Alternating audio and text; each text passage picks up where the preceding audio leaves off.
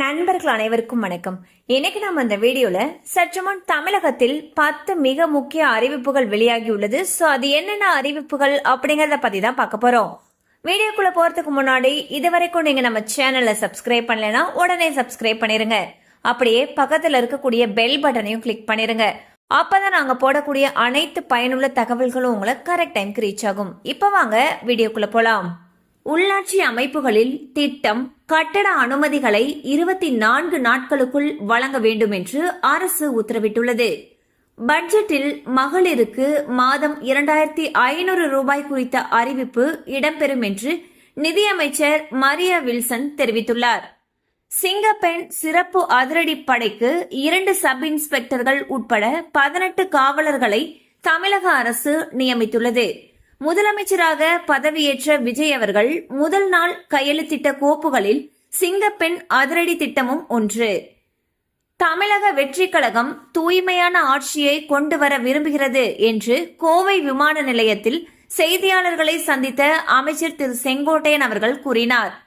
2025-26 நிதியாண்டில் 500 ரூபாய் நோட்டுகளுடைய புழக்கம் முந்தைய ஆண்டை விட 11.2% அதிகரித்திருப்பதாக ஆர்பிஐ தெரிவித்துள்ளது.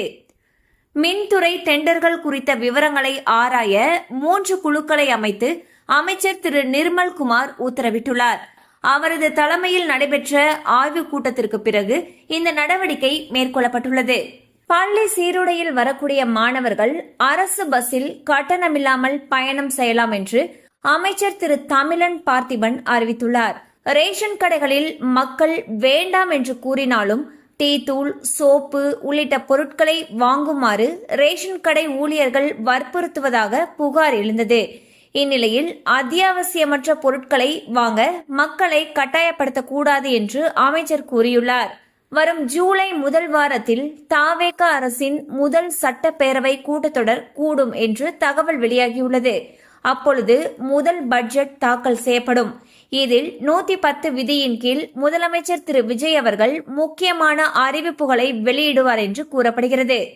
அனைத்து அரசு ஊழியர்களுக்கும் பயோமெட்ரிக் அல்லது ஃபேஸ் ஐடி வருகை பதிவு கட்டாயம் என்று அரசு அறிவித்துள்ளது.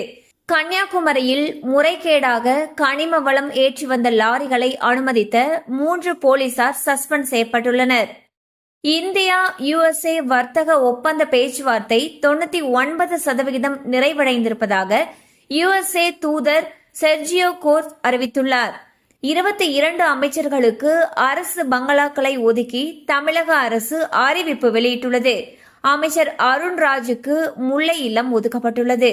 கனிம வள கொள்ளையை தடுக்க முதலமைச்சர் திரு விஜய் அவர்கள் உத்தரவிட்டதின் பேரில் விதிகளை மீறிய 67 கல்குவாரிகள் தற்காலிகமாக மூடப்பட்டிருப்பதாக அமைச்சர் பிரபு அவர்கள் அறிவித்துள்ளார்.